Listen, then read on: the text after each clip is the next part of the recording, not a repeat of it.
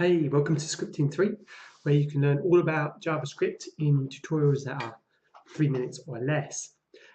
Today we're talking about JavaScript promises, and in this case the syntax is written in ES6. And essentially a promise is a way to say, hey, when this is finished, then please do this. And no matter how long the first bit takes to do, the second bit will wait until the first bit is finished. So let's have a look at this. So in here we've got do this first and then result, and then console.log the result 1, and then console.log the result 1, and then do this second, and then console.log the result 2. So this result 1 is the data coming back from this do this first.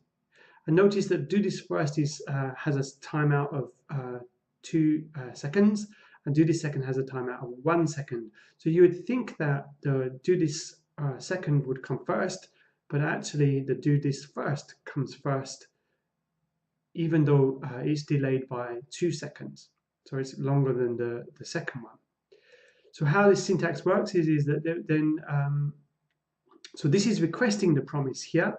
Down at the bottom here, we're requesting the promise. And then at the top here, we're resolving the promise. And this is a standard format to have resolve and reject. And essentially, we say, hey, please return this new promise. And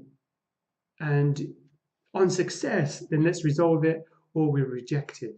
So in this case, resolve, we're using resolve here. So we send back, after 2 seconds, let's send back the data from first.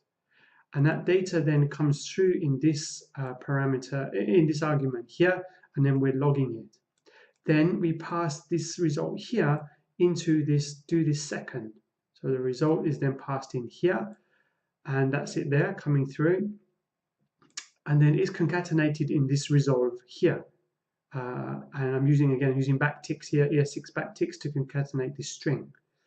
And then all of this data gets resolved and comes back under here in result 2, and then we get the result 2 logged here. So again, our expectation would be that this would come back first because it's only 1 second, and then this would come back second because it's 2 seconds. But actually, this one is going to come back first because of our function, because of our promise, our dot then and our request here. So when I run this,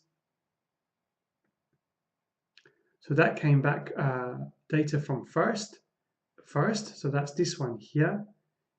And then we pass that data back into this second promise and concatenate it with and data from second, like that. I hope this is helpful. You can see this code in the description. Don't forget to like and subscribe and send your questions if you have any about this.